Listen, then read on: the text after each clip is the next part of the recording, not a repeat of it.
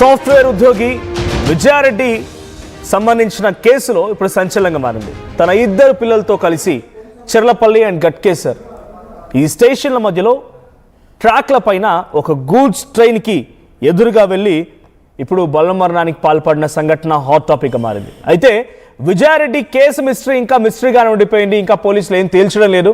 పిల్లలతో కలిసి ఎందుకు ప్రాణాలు తీసుకుంది, తల్లితో పాటే ఎందుకు పిల్లలిద్దరు కూడా ఈ బలవన్మరణానికి పాల్పడాల్సి వచ్చింది? విజయారెడ్డి వారిని కన్విన్స్ చేసిందా?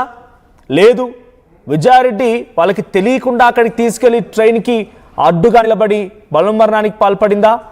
అసలు విజయారెడ్డిని కుంగదీసిన కారణాలేంటి? ఆస్తి గొడవలు ఉన్నాయా? విజయారెడ్డి అన్నదే అనుమానాలు వ్యక్తమవుతున్నాయా? అన్నపైనే పెద్ద ఎత్తున వేళ్ళని చూపిస్తున్నాయా? పొంతన లేకుండా తల్లి సోదరుడి సమాధానాలు కనబడుతున్నాయా? ఘటనకు ముందు గంటసేపు ఫోన్ కాల్లో ఎవరితో మాట్లాడింది? ఫోన్ కాల్లో ఏం మాట్లాడింది? అన్నేనా లేదా మూడో వ్యక్తి ఎవరైనా ఉన్నారా? విజయారెడ్డి మరణానికి కారణాలేంటి? ఇలా అనేక క్వశ్చన్స్ రేజ్ అవుతున్నాయి.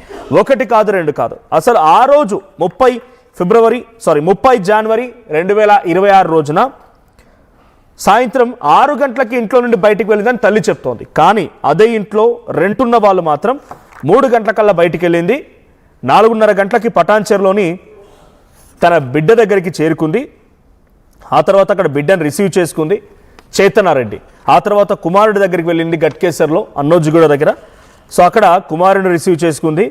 ఆ కుమారుడిని రిసీవ్ చేసుకుని ఆ తర్వాత 11:30 సమయానికి, అయితే ఈ మధ్యలో ఆల్మోస్ట్ ఆల్ 7:30కి కుమారుడిని రిసీవ్ చేసుకుంది, అక్కడి నుంచి తీసుకొచ్చింది. ఇక ఇద్దరి దగ్గర, అటు కుమార్తెను తీసుకొచ్చినప్పుడు హాస్టల్ నుంచి, కానీ ఆ అబ్బాయిని తీసుకొచ్చినప్పుడు అమ్మాయిని ఇద్దరిని కూడా తీసుకొచ్చినప్పటికీ మా ఫ్యామిలీలో ఎవరో ఒకరు మరణించారు, ఆ మరణానికి మేము అటెండ్ అవ్వాలి, కాబట్టి మేము మా బాబుని లేదా మా అమ్మాయిని తీసుకెళ్తున్నానని చెప్పేటువంటి మాటల్ని ఆ కాలేజీ మేనేజ్మెంట్తో చెప్పి ఒప్పించి ఆ పిల్లల్ని తీసుకోవడం స్టార్ట్ చేసింది. 7:30కి తీసుకొచ్చింది అనుకున్న గట్కేసర్కి వెళ్ళి ఆ బాబుని 7:30కి పికప్ చేసుకున్న తర్వాత 11:30కి చెర్లపల్లి రైల్వే స్టేషన్ వెళ్ళింది. సరే, 11:30 వరకు మార్గ మధ్యలో పాపం పిల్లలకు డిన్నర్ చేయలేదు. ఎక్కడ స్టేషన్కి వచ్చేంత వరకు కార్ ఎక్కడ ఆగింది, ఎలా ఆగింది, ఎవరితో మాట్లాడారు ఏమీ తెలీదు. స్టేషన్కి వచ్చింది మాత్రం 11:29. సీసీటీవీ కెమెరాలు ఉన్నాయి. 11:29 స్టేషన్కి ఎంట్రీ ఇచ్చింది. 11:30కి కార్ పార్క్ చేసింది. 11:37కి మెయిన్ గేట్ నుంచి ఎంట్రీ ఇచ్చింది. 11:38కి ప్లాట్ఫామ్, 39కి వాటర్ బాటిల్ కొనుక్కుంది. ఆ తర్వాత 55కి ప్లాట్ఫామ్ నెంబర్ 2 and 3కి వచ్చింది. అక్కడ నుంచి 200 మీటర్ల దూరం వరకు ప్లాట్ఫామ్పై వెళ్ళింది. అక్కడే ఒక గూడ్స్ ట్రైన్కి అడ్డుగా వెళ్ళిపోయి మరణించింది. 12:38 ఎగ్జాక్ట్గా జరిగినట్టుగా తెలుస్తోంది. 2:30కి పోలీసులకు ఇన్ఫర్మేషన్ వచ్చింది.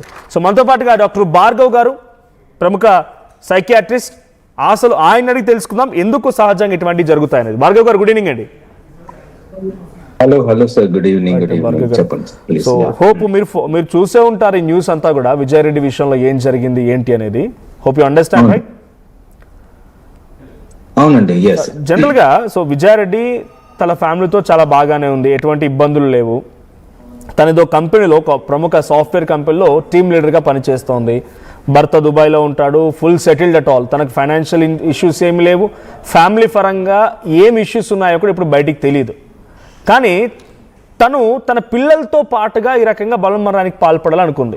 సో మేబీ తనకున్న మెంటాలిటీ ఎలా ఉండొచ్చు అంటే, ఎందుకు తను అలా ఫిక్స్ అయిపోయి ఉండొచ్చు? తను ఫేస్ చేయలేని సమస్య వచ్చింది కాబట్టే ఈ రకంగా వెళ్ళిపోయిందా? ఆ ఫేస్ చేయలేని సమస్య ఏంటనేది ఇప్పుడు క్వశ్చన్ మార్క్. ఇంకా పోలీసులు తేల్చాల్సి ఉంది. హస్బెండ్ని మేము కాంటాక్ట్ అయినప్పుడు హస్బెండ్ చెప్తున్న మాట ఏంటంటే, మాకు ఎటువంటి ఇష్యూస్ లేవు, వెల్ సెటిల్డ్ అట్ ఆల్, మంచి ఇల్లు ఉంది, మంచి జాబ్ ఉంది, పిల్లలు ఇద్దరు చదువుకుంటున్నారు, ఇద్దరు హాస్టల్లో ఉంటారు, తల్లితో పాటుగా ఉంటుంది, ఎటువంటి గొడవలు లేవని చెప్పేటువంటి మాట భర్త చెప్తున్నాడు. సో తను ఇంతలా డిసైడ్ అయిందని అంటే ఏం ఫ్యాక్టర్స్ ఉండొచ్చు? ఓకే, ఎప్పుడైనా సరే అండి, ఇట్లాంటి సినారియోస్ చూడడానికి, వినడానికి చాలా బాధగా ఉంటుంది. ఒక పక్క ఆందోళన కూడా చాలా ఎక్కువ తయారవుతుంది సమాజంలో. రెండు థింగ్స్ ఒక సైకాట్రిస్ట్ గా నేను ఎట్లా చూస్తానంటే, ఎప్పుడు కానీ ఇలాంటి సినారియోస్ లో రెండు రకాల ఎక్స్ప్లెనేషన్స్ ఉంటాయండి. ఒకటి ఇంపల్సివ్ గా, అంటే క్షణికావేశంలో చేసే సూసైడల్ అటెంప్ట్స్ కావచ్చు, లేదు చాలా రోజులుగా మానసిక సమస్యలతో బాధపడుతూ. భార్గవ్ గారు, మై రిక్వెస్ట్ యూ, ఈ ఎస్ పదం ఏదైతే మీరు వాడారో, సో అది కొంత గైడ్ లైన్స్ కి రెస్ట్రిక్ట్ చేయండి, ఎందుకంటే మనకు యూట్యూబ్ యాక్సెప్ట్ చేయదు దాన్ని. సో లెట్స్ కాల్ బలవన్ మరణం or something death, it's okay. Okay, so ఈ బలవన్ మరణాలు కానీ ఎట్లా చూస్తామంటే చాలా ఏళ్ల తరబడి లేకపోతే చాలా నెలల తరబడి మానసిక సమస్యలతో బాధపడటం, ఒక స్టేజ్ తర్వాత అది ఎక్కువ అవ్వటం, వాటి వల్ల జరిగే అనర్థాలు, ఈ 2 కేటగిరీస్ గా చూస్తామండి. రెండవది వచ్చేసండి, చాలా మందికి మనలో ఒక సహజంగా ఒక ఆలోచన ఏమంటే, ఏదైనా ఒక స్ట్రెస్ టెన్షన్ ఉంటేనే ఇట్లాంటి డిప్రెషన్ల వైపు లేకపోతే బలవన్ మరణాల వైపు పోతారనేది ఒక అపోహ అండి. చాలా మందికి కారణం లేకపోయినా, ఇది అందుకే చెప్తాం డిప్రెషన్ ఇస్ ద డిసీజ్ అంటాం. అంటే మనకి ఎట్లయితే మిగతా డిసీజెస్ వస్తాయి, అట్లనే కొంతమందికి కారణం లేకపోయినా కూడా కొంతమందికి డిప్రెషన్ లాంటి డిసీజెస్ లో వాటి వల్ల వచ్చే సింటమెటాలజీస్ కూడా ఇట్లా చూస్తూ ఉండొచ్చు. సో ఇవన్నీ మనం ఆలోచించాల్సిన విషయాలండి. సో మూడవది వచ్చేసి, ఎస్, కొంతమందికి ఇలాంటి కేసెస్ మనం చాలా వింటుంటాం, చూస్తుంటాం పేపర్స్ లో అండి. వీటిని ఆల్ట్రిస్టిక్ ఫెలిసైడ్స్ అంటాం. అంటే మదర్ ఎస్పెషల్లీ పిల్లలను చంపడం, లేదా వాళ్ళు చనిపోవాలి అని నిర్ణయించుకున్న తర్వాత పిల్లల్ని చంపడం, ముందే చంపేసి ఆమె చనిపోవడం, లేకపోతే వాళ్ళు చావు వైపు ప్రేరేపించి వీళ్ళు ప్రాణాలు తీసుకోవడం అనేది చాలా కామన్ గా తరచుగా వింటుంటాం మనం ఇట్లాంటి కేసెస్ లో. ఇది ఎందుకు జరుగుతుందంటే, చాలా వరకు సైకాలజీలో ఏం చెప్తారంటే, మదర్ అనేది అటాచ్మెంట్ ఫిగర్, అమ్మ ఒకటే అటాచ్మెంట్ ఫిగర్ గా ఉన్నప్పుడు ఎవరు so mother is related to, mother అంటే ఒక సెక్యూరిటీ, మదర్ అంటే ఒక ధైర్యం, మదర్ అంటే ఒక నిజం, అట్లా ఒక గాఢమైన ఒక అటాచ్మెంట్ ఏర్పడిపోతుంది పిల్లలకు. ఇట్లాంటి ఎక్స్ట్రీమ్ ఎమోషనల్ స్టేట్స్ లో పర్సన్, ఆ మనిషికి వాళ్ళ ఒక విచక్షణ లేకపోతే ఆ స్టేట్ ఆఫ్ మైండ్ చాలా లోగా ఉండటం వల్ల ఒక సరైన డెసిషన్ తీసుకోకపోవటం, ఆ టైంలో పిల్లలు ఈ గాఢమైన అటాచ్మెంట్ వల్ల ఇన్ఫ్లుయెన్స్ అయిపోవటం కూడా రీజన్స్ గా ఉండొచ్చు అండి.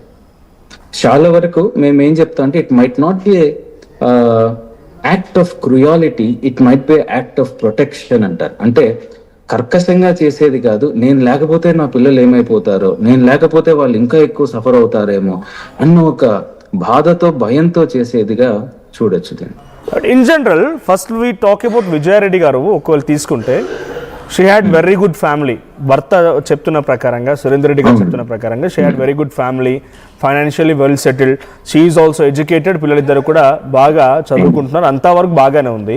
సో వాట్ ఫ్యాక్టర్స్ అంటే అంత ఈజీ కాదు ఒక మనిషిని తనంతట తానే ఇటు రకంగా బలం మరణానికి ప్రేరేపించడం అంటే ఈజీ ఫ్యాక్టర్ అయితే కాదు. ఒకటి ఏదైనా చాలా పెద్ద సమస్య వచ్చి ఉండాలి, తర్వాత స్ట్రెస్లోనండి. ఈరోజు ఒక న్యూస్ చూసాను నేను, ఈరోజు this day happened in the early morning. So ఒక సాఫ్ట్వేర్ ఉద్యోగి అక్కడ ఉద్యోగంలో ఫ్రెష్గా మొన్నే పెళ్ళైంది, 1 year అవుతుంది అంతే, ఇంకా భార్య మొన్న సంక్రాంతికి వెళ్ళింది, తిరిగి ఇంటికి రాలేదు, స్ట్రెస్ ఫీల్ అవుతున్నాడంట.